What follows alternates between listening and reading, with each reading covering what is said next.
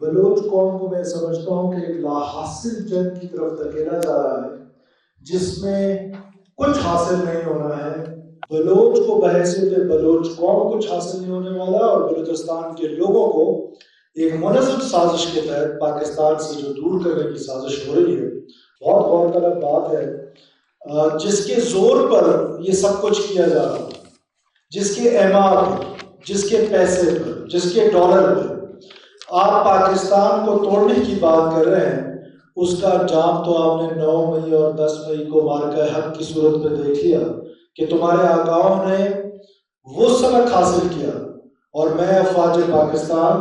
وفاقی حکومت، صدر پاکستان، بالخصوص فیلڈ مارشل صاحب کو بلوچستان کے لوگوں کی طرف سے نہ صرف اس بات کی مبارکباد دیتا ہوں کہ آپ نے اپنے سے 7 گنا بڑے دشمن کے جس انداز میں دانت کھٹے کیے، اس کو شاید خود بھی اس بات کا احساس نہیں تھا، اور تکبر کا شکار ہندوستان جو ہے اس کا تکبر جس انداز سے آپ نے خاک میں ملایا ہے،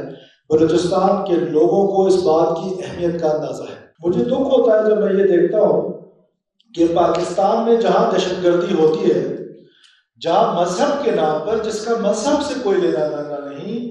اگر دہشت گردی ہوتی ہے اس کو تو ہم سارے مل کے دہشت گردی کہتے ہیں،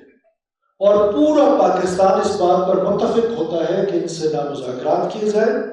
نہ ان سے بات چیت کی جائے. اور میں بھی اس سے اتفاق کرتا ہوں کہ جو بندوق اٹھاتا ہے ریاست کے خلاف